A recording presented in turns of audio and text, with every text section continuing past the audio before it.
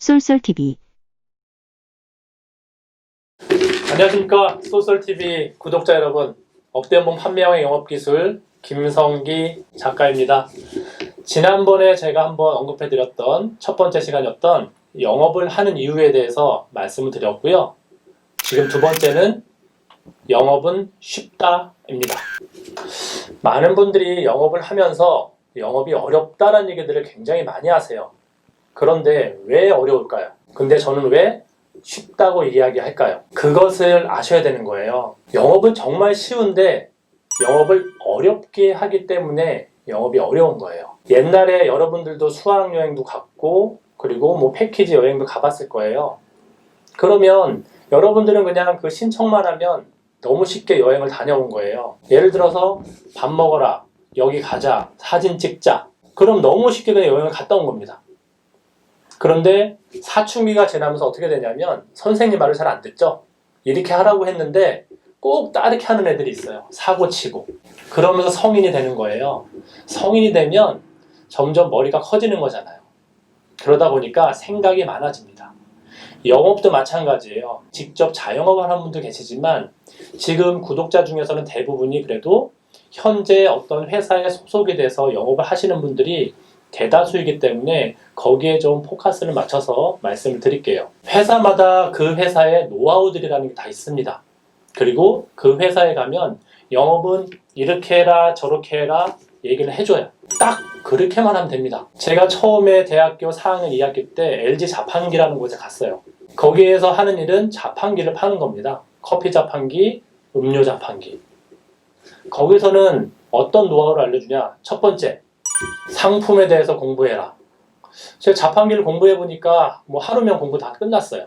두 번째, 상권을 분석해라. 이것을 어디서 팔아야 되느냐? 그거에 대한 상권을 분석하라고 하더라고요. 세 번째, 무조건 방문해라. 그게 그 회사의 세 가지 노하우였어요. 들어보면 정말 노하우도 아니고 아무것도 아닌데 저는 일단은 그렇게 하기로 했죠. 제가 처음에 갔던 곳이 부천의 그 상가 쪽 쭉 100m가량에서 상가만 쭉 있는 곳입니다. 거기서 팜플렛 하나만 들고 회사에서 시킨 대로 했어요. 자판기에 대해서 공부를 많이 했습니다. 그리고 상권도 분석을 했어요. 왜냐하면 유동인구가 얼마나 되는지.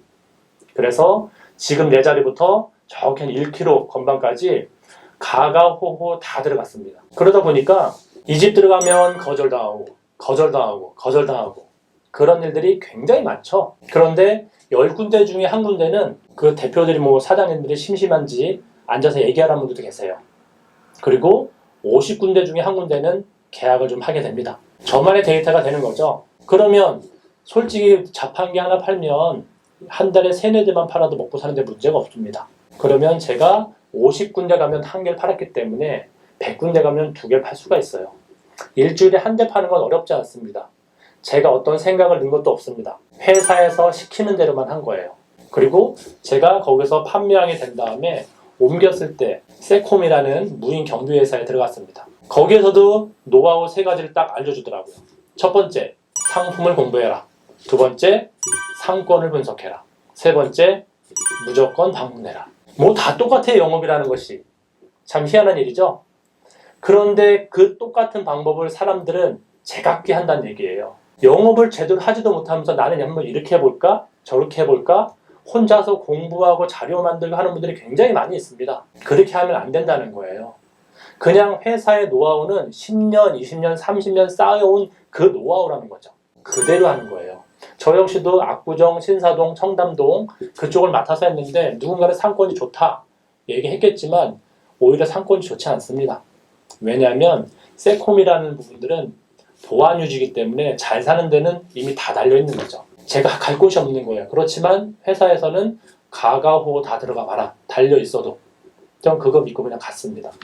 그러다 보니까 교체도 있었고 다른 뭐 경쟁사가 있었지만 그런 회사를 저희 거로 바꾸고 그런 일들이 생기게 되는 거예요. 예전에 제가 지하철 장사할 때도 마찬가지였어요. 그냥 한 칸에서 파는 게 아니라 여기서 시련과 좌절이 있어도 다음 칸이라는 게 있는 거잖아요. 저한테. 그리고 세컨도 마찬가지였어요. 저는 다음 집이라는 게 있다는 얘기예요. 영업이라는 것은 어렵게 생각하면 어려운 거지만 그냥 내가 한번 머리를 비우고 생각을 접고 그냥 시키는 대로 한번 해보는 거예요. 지금도 제가 어떤 영업을 하고 있지만 작년 9월에 시작해서 이제 1년이 다 돼갑니다.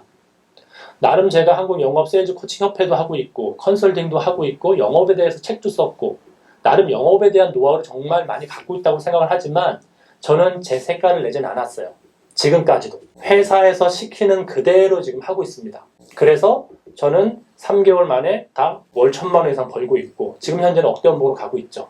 내가 색깔을 낼 때는 언제냐면 그 조직에서 상위 1%나 상위 5% 안에 들어갔을 때 그때 내 색깔을 내는 게 맞는 거예요. 아무것도 모르면서 그냥 난 한번 이렇게 해봐야지 저렇게 해봐야지 그러다가 집에 가는 사람들 굉장히 많이 봤습니다. 영업은요 정말 쉽습니다. 어떨 때 내 생각을 넣지 않고 회사에서 시키는 대로만 일단 해보는 거예요. 출근 잘하고 뭐 퇴근 잘하고 그리고 공부 열심히 하고 너무 단순한데 그것들을 소홀히 하는 거죠. 너무 쉽기 때문에. 그래서 그 쉬운 것들을 내가 하나하나 쌓아가면 그게 노하우가 되는 거고요. 그리고 1% 상위 5%가 되면 그때는 나만의 방법이라는 게 생기는 겁니다.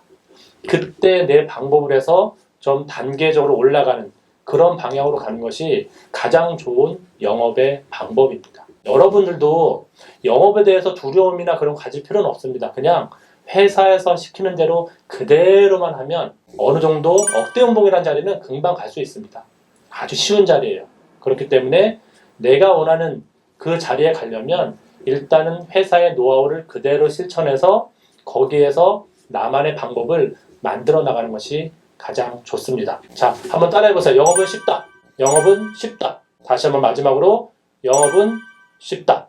네, 감사합니다.